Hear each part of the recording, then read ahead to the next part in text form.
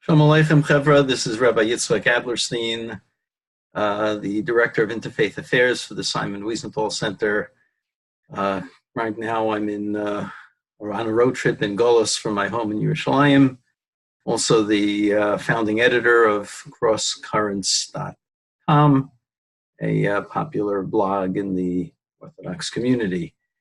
I'd like to share with everyone an introduction perhaps to a sefer that is not familiar to probably lots of our chevra, and that is Mei Marom by Rav Yaakov Moshe Charlap. Talmud Chaver of Rav Kook, was a product really of Meir Sharim, lived in both worlds successfully. Wrote Shalos and Shuvas, became the Rosh Hashiva of Yeshiva Merkas Harav, but still maintains a very strong presence in Meir Sharim Madei Mazeh.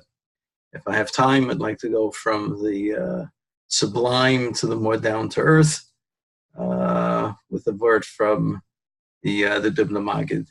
Mei Marom, particularly his Torah on Chumash, is a collection of what he said, particularly at Shalosh Shuddis.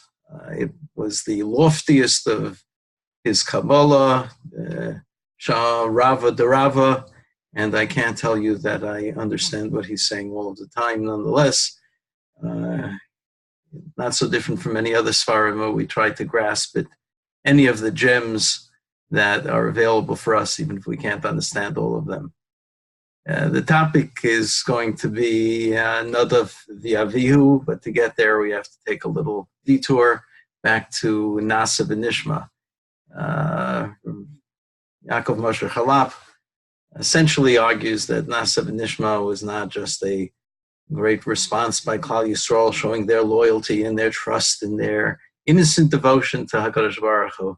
It was, in fact, a very deliberate way of speaking about their relationship and their connection with HaKadosh Baruch Hu.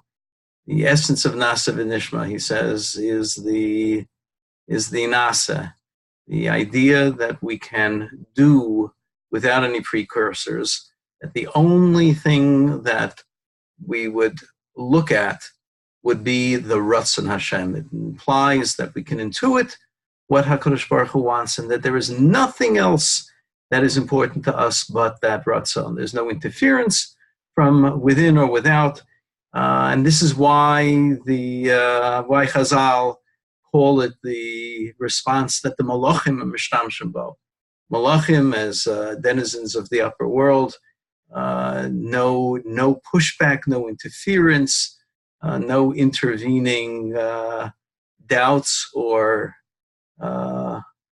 obstacles to be overcome when they do what it is that they are charged to do. They understand what it is that HaKadosh Baruch Hu wants them to do, and they do it.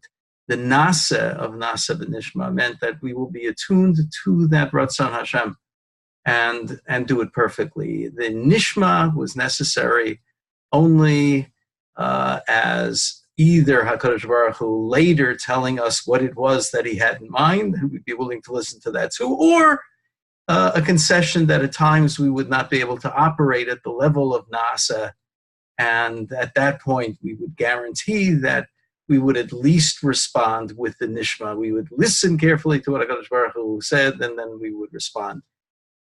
Moshe Rabbeinu was the only one who successfully lived on that Madrega, both before and after Har Sinai. Klal Yisrael lost Nasa v'Nishma with the Chet HaEgel. Moshe Rabbeinu had it even before. And that is why, says Rabbi Yaakov Moshe Charlap, Moshe Rabbeinu balked for an entire week at accepting his mission from HaKadosh Baruch Hu. He knew that the real Ratzon Hashem was for there to be a Golus of 400 years.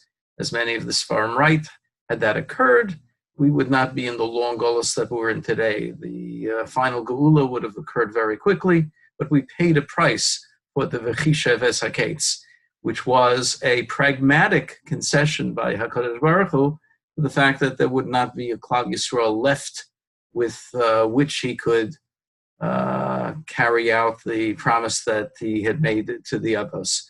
So as it Kaviyachal, HaKadosh Baruch Hu had no choice but to deliver us earlier. But Moshe Rabbeinu, who lived on the level of responding purely to the Ratzon Hashem, was not happy with that. He could only understand that Hashem really wanted for the Geula to occur only after the full 400 years. So he was reluctant to become their deliverer. Even after the Chet HaEgel, Moshe Rabbeinu continued on the Madrega of the Nasa v'Nishma, which again focuses primarily on the Nasa. There were two individuals who understood that Klal Yisrael had come down from Nasa v'Nishma and weren't quite happy with that. And they were Nadav v'Avihu. Nadav and Avihu's plan was that they would, by their godless, by their greatness, lead Klal Yisrael back to the Madrega of Nasa v'Nishma. This is what they meant, according to Rav Yaakov Moshe Chalap, when they said, Masai Yumsu Hazakenim, when will the old generation die out? It wasn't that they were on an ego trip and looking for some spiritual aggrandizement. It was that they yearned deeply for being able to bring Klal Yisrael back to that Madrega. Klal Yisrael was not ready for that, so of course their mission failed. Another take on Nadav v'Avihu, or at least on the timing of it, which after thousands of years continues to perplex many of us. The fact that HaKadosh Baruch Hu spoiled one of the happiest days since Brias HaOlam with the death of Nadav v'Avihu. So to say something on a much more down-to-earth level, a beautiful mashal of the Dubna Maggid. He speaks of a nobleman who put together a perfect society on some magical island someplace, and everything was constructed to be perfect and to serve a model perfect society. And people who came to this island, of course, were handpicked, including medical facilities and medical personnel.